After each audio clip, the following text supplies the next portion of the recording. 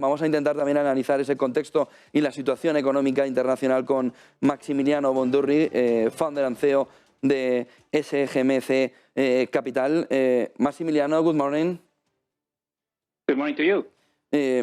We have now some clouds about the ecosystem. What prospects do you see for the world economy in 2022? Well, with respect to growth, clearly we might be hitting a few speed bumps, but in terms of consumption and demand, we believe that will remain strong. That's true worldwide and it's true especially within the US consumers. Some of the supply chain constraints that we have seen around the last quarter of last year will be with us for the next few months, but normally they should be solved over the next few quarters.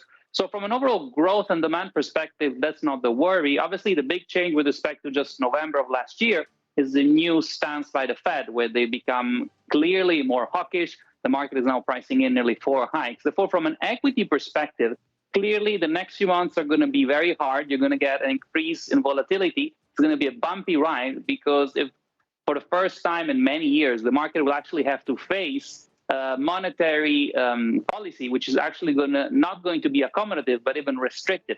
Therefore, the real question is how the equity markets and global valuations are going to deal with that and potentially with the balance sheet reduction of the Fed.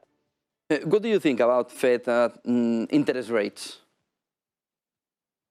Well, definitely, as I mentioned, there's been a big change to a more hawkish. They realized that they were behind the curve, so they realized that they need to do more. For sure, there's going to be the finalization of tapering by March. Price hike, an interest rate hike, apologies, is already priced into March. Some people are even saying potentially 50 bips hike. We believe 25, but definitely now the market is pricing in 4 hikes, which is a huge difference just with respect to November, especially in terms of the messaging that the Fed is putting out there through Powell. So it's going to be key, again, how the Fed is going to be giving its message next week during their meeting, because if they continue reinforcing the fact that they're going to go down this path, no matter what the consequences are for the equity markets, it might really be a bumpy ride over the next few weeks. How do you see the Eurozone? Well, in Europe is a little bit different. You've seen already in terms of performance, Europe has been holding up much more than the US. And again, this is very much linked to the different monetary policies of the European Central Bank versus the Fed. So the Fed, again, taking a more hawkish stance, and ECB for the moment not really moving.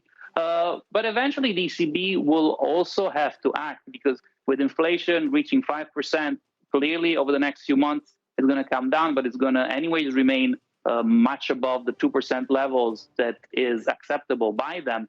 And with a Fed hiking on the other side, ECB is eventually going to have to do something and going to have to do some of the restrictive measures too.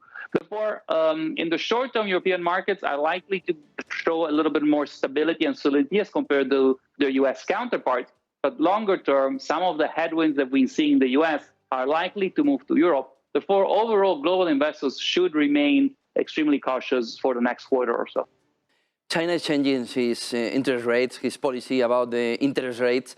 Could be this 2022 an opportunity about China? Absolutely. We believe valuations in China are very attractive. And just look at last year's performance. There's been nearly a 50% divergence between the Chinese darlings and the US markets. So the US was nearly up about 25%, and China was down nearly 25%. So there's a huge divergence there, and there's a huge amount of valuation that the Chinese names have to recover from last year, and in general over the past years they've not rallied as much. Furthermore, as you have mentioned just now, the PBOC is actually now easing a little bit, which is helping the overall environment and global environment. You have as well fiscal stimulus, which is likely on the way, and they've mentioned that it might be front-loaded. And therefore, you really get a differential between what China is doing with respect to the other developed markets in the world.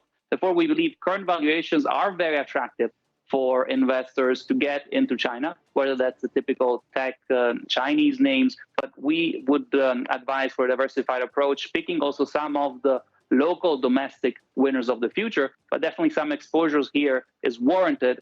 In the longer term, that's likely to do very well. Short term, again, it's going to be bumpy. There's going to be headlines risk. But overall, in the longer term, we definitely believe current valuations are attractive. How do you think inflation could affect economy an investment in this 2022?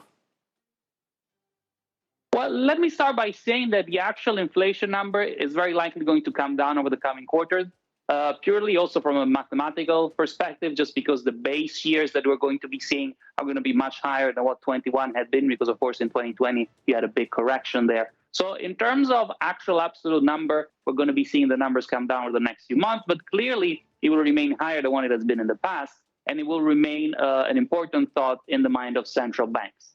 Overall, it's really about the expectations of inflation, how those transit through the system, whether they're passed on to the consumer, whether they actually reflect wage increases. So that's the key variable here. As of now, global markets are being impacted, mostly because we're coming from a period where inflation was close to zero up until last year, and where interest rates were at zero. There's clearly a big change going on. So equity markets need to react. But inflation per se, given also the fact that we believe supply chain bottlenecks are likely to solve themselves over the coming quarters, and the fact of, again, that number coming down due to higher base years, we don't think the actual number is going to be too much of a hit to the market. A lot will really depend on what the central banks are going to be doing. Massimiliano Bondurri, founder and CEO of the SGMC Capital. Thank you very much for having your time with us this morning. Good day, good business. Thank you very much. Have a great day.